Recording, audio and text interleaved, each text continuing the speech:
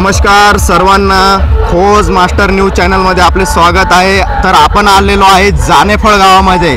जानेफळ गावाची ग्रामदैवत जगदंबा माता मंदिरामध्ये त्याचा परिसर आणि त्यांचे पुजारी यांची आपण एक मुलाखत घेणार आहोत। तर त्यामध्ये आपल्या सगळ्यांचं स्वागत आहे। नंदी महाराज आणि महादेवाचं मंदिर आहे ते बघू शकतो आपण।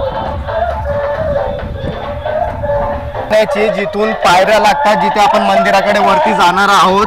चला तर बघूया। हा तर मंडळी ह्या पायऱ्या आहेत जिथून भाविक भक्त आपल्या वरती दर्शनासाठी जाऊ शकतात। त्यानंतर इकडे गाड्यांसाठी सुद्धा रस्ता केलेला आहे, म्हणजे कोणाची गैरसुविधा होऊ नये म्हणून इकडून गाड्यांसाठी सुद्धा रस्ता आहेत। कारण काही भाविक भक्त असतात ते चालू शकत नाही, म्हणजे म्हाताऱ्या लोकांसाठी लहान मुलांसाठी त्यांच्यासाठी इकडनं गाड्यांचा सुद्धा रस्ता आहे। इकडे दाखवू शकता जी गाडी चाललेली आहे बघा। हा तर आपण आता मंदिरामध्ये प्रवेश करत आहोत। हे जगदंबा मातेचं मंदिर आहे, अतिशय पावन ठिकाण आहे। पूर्ण जानेफळ नगरीची इथे श्रद्धा आहे, ग्रामदैवत मानले जाते। आपण आता मंदिरामध्ये प्रवेश करणार आहोत। बघूया मंदिराचा परिसर कसा आहे, काय आपण त्याचं एक चित्रण करूयात। चला।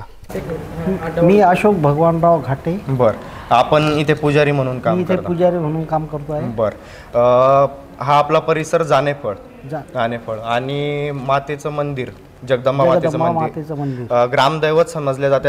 पूर्ण जानेफळकरांची इथे श्रद्धा आहे। बर, तुम्ही काय सांगू शकाल मंदिराबद्दल?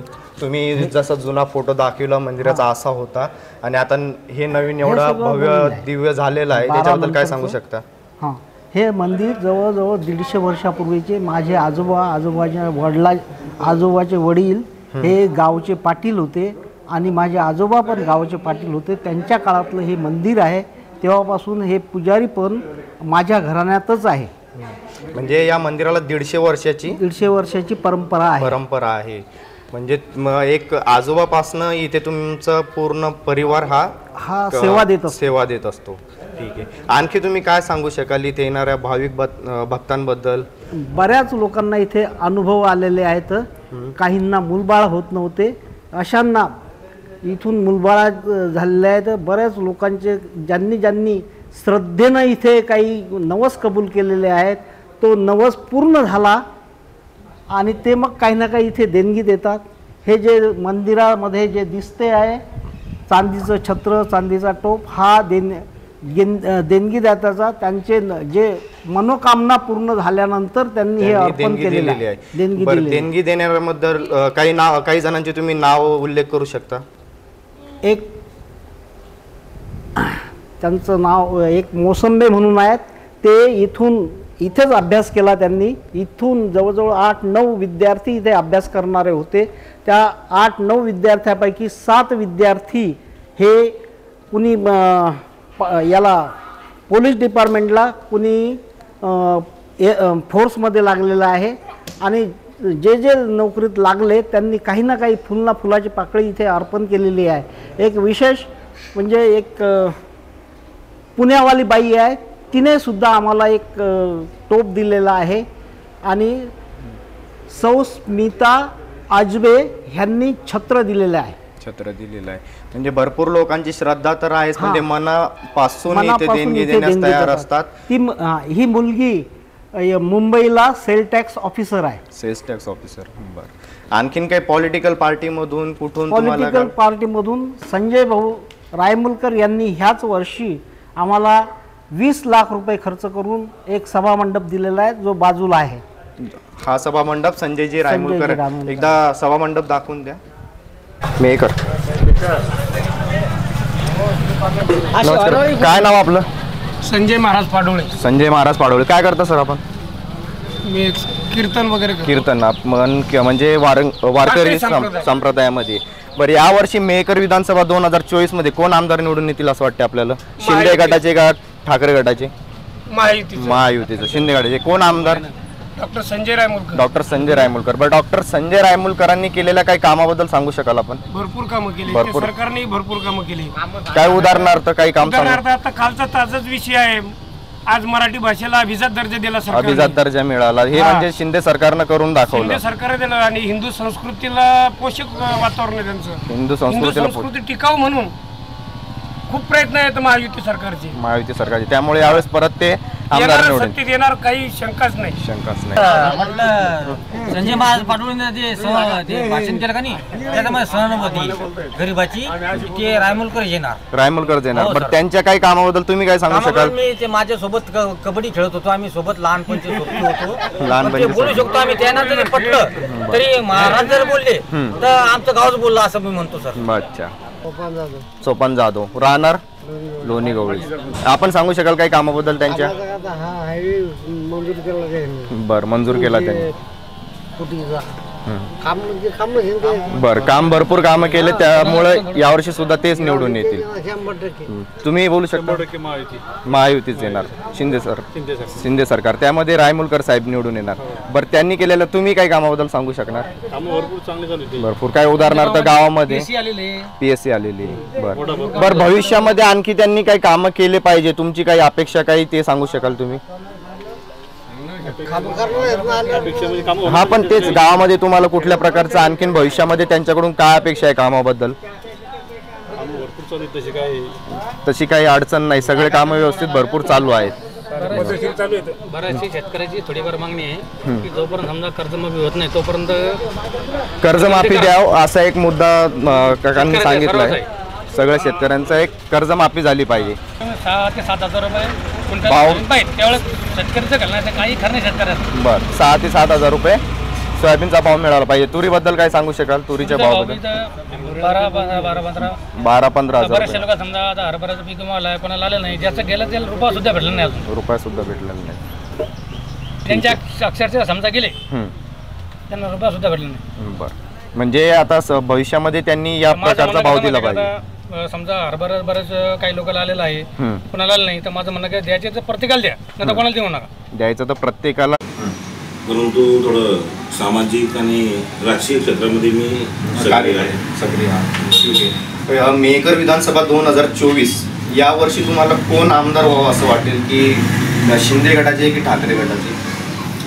साहजिक आता जो व्यक्ती ज्या पक्षाचं काम करतो तर त्याच पक्षाचा आमदार व्हावा अशी त्याची मनोमनी इच्छा असते.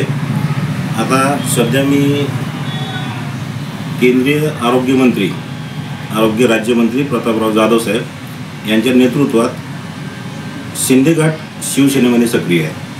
त्याच्यामुळे साहजिकच की आमचे डॉक्टर रायमुलकर साहेब हे जे या पक्षाचे या गटाचे उमेदवार असणार आहेत तर तेच आमदार व्हावे अशी आमची इच्छा आहे. परंतु इच्छा केवळ पक्षातील लोकांची असून भागत नाही. मग आपल्या या दोन्ही तालुक्यामध्ये किंवा या मेहकर मतदारसंघामध्ये विविध अशा काही समस्या आहेत, अडीअडचणी येतात.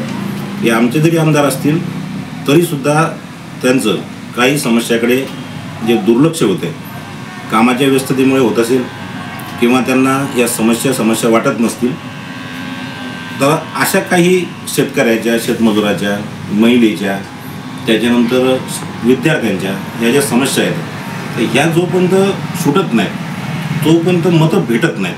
म्हणजे आमची इच्छा जरी असेल की डॉक्टर रायमुलकर साहेब हे आमदार व्हावे परंतु जोपर्यंत जनतेचे प्रश्न सुटत नाहीत तोपर्यंत मतं भेटत नाही. आणि माझी तुमच्या माध्यमातून जे कोणी आमचे उमेदवार असणार आहेत म्हणजे डॉक्टर संजय रायमुलकर त्यांना माझा तुमच्या माध्यमातून एक संदेश म्हणा किंवा त्यांना एक विनंती वजा तक्रार हे शेतकऱ्यांचे काही प्रश्न जे येतात ज्याच्यामध्ये आता सध्या सोयाबीनच्या नंतर हरभऱ्याच्या नुकसान भरपाईचा म्हणजे विम्याचा जो प्रश्न आहे तर त्या प्रश्नाचा विषय असा आहे की कलेक्टर साहेबांना एक समिती ज्यावेळेला आपल्या पूर्ण 13 तालुक्यासाठी नेमली होती तर त्याच्यामध्ये 7 गावाच्या सोबत लोणीगवळी आमचं जे गाव आहे तर त्या गावाचा संपूर्ण नुकसान भरपाईमध्ये समाविष्ट व्हावा अशा पद्धतीचा अहवाल केला आहे. तो मंडळ अधिकारी, कृषी अधिकारी यांनी सगळ्यांनी केलेला आहे. परंतु आमच्या लोणीगवळीमध्ये सध्या भाग 1 भाग 2 मध्ये जवळपास 700 आणि 700 असे 1400 खातेदार आहेत शेतकरी. तर त्या 1400 लोकांपैकी अर्ध्या लोकांनी हरभऱ्याचा पेरा केला होता, परंतु त्याच्यामध्ये फक्त 34-35 लोकांना त्या ज्या हरभऱ्याच्या जे विमाचा जो आहे समजा तो लाभ भेटलेला आहे. बाकी सगळे शेतकरी जे आहेत ते वंचित राहिले. आता या वंचित राहण्याला कारण असं आहे की एक तर लोकप्रतिनिधी जे येतं, मग त्यात मी खासदार साहेबाचंही नाव घेऊ शकतो, आमदार साहेबाचंही नाव घेऊ शकतो, कारण की सध्या विधायक पदावर येतं, तर त्यांचं दुर्लक्ष झालं की लोणीगवी सारख्या आणखी 7 गावं जे येतं तर त्या समाविष्ट असून सुद्धा फक्त 34 लोकांना विमा भेटला. आणि विमा ही जो भेटला तो विमा कंपनीची एक जाचक अट होती की त्याच्यामध्ये सरकारनं तो प्रीमियम भरला, परंतु क्लेम करण्याचा एक जो विषय होता तर तो बऱ्याचशा शेतकऱ्यांना माहीत झाला नाही. तो क्लेम न केल्यामुळे हे सगळे लोक यांचं नुकसान झालेलं असताना सुद्धा वंचित राहिले. आता आम्ही हा विषय डॉक्टर संजय रामोलकर साहेब यांच्या कानावर टाकलेला आहे, परंतु डॉक्टर साहेबांना या सगळ्या गोष्टीमध्ये विशेष असं काही लक्ष घातलेलं नाही. मग आता शेतकरी असो किंवा मग आता इतर काही गोष्टी जसं लाडकी बहीण योजना जी आहे तर त्याच्यामध्ये जो निधी वापरणं चालला, परंतु या सत्ताधारी लोकांच्या कुठं लक्ष देत नाही की लाडकी बहीण योजनेसाठी जो निधी वापरणं चालू आहे तर इकडे घरकुलाचा निधी बंद आहे, ते ओबीसीचे घरकुलं जे येतात तो निधी बंद आहे. मग आता इतर सगळ्या योजना बंद करून एक लाडकी बहीण जर का समजा हे गाजवून राहिले तर इतर लोक जे नाराज होऊन राहिले त्याचा विचार शिंदे साहेबही करत नाहीत, फडणवीस साहेबही करत नाहीत आणि आपले आमदार साहेब आणि खासदार साहेब सुद्धा करत नाहीत. कारण लाडकी बहीण जे आहे तर मान्य आहे महिलांना 1500 रुपये मिळालं पाहिजे, आवश्यक आहे, महिलांना मिळतं म्हणून काही पुरुषाच्या पोटात दुखत नाही, परंतु इतर योजना या लोकांनी ज्या बंद केल्या तर हा जो मोठा विषय तर याच्यावर थोडंसं या लोकांनी लक्ष द्यायला पाहिजे. केवळ महिलेच्याच मतावर हे सरकार किंवा मग हे आमदार येणार नाही तर शेतमजूर आहेत. रमाई आवास योजनेचे आत्तापर्यंत कधी पैसे थकले नाही, परंतु या 3-4 महिन्यामध्ये रमाई त्याच्यानंतर इतर जे मागासवर्गीय जे घरकुल येतात त्यांचा निधीच थांबलेला आहे. तर याच्यावर विशेष करून आमदार साहेबांनी लक्ष घालावं आणि या सगळ्या समस्येकडे जर लक्ष देत असतील तर आणि तरच हे आमदार आम्हाला हवे. जर ते या प्रश्नाकडे लक्ष देत नसतील तर दुसऱ्या कोणत्या एखाद्या व्यक्तीला संधी द्यायला जनतेनं काही हरकत नाही, असं मी थोडं जबाबदारीने ठिकाणी बोलतो. धन्यवाद.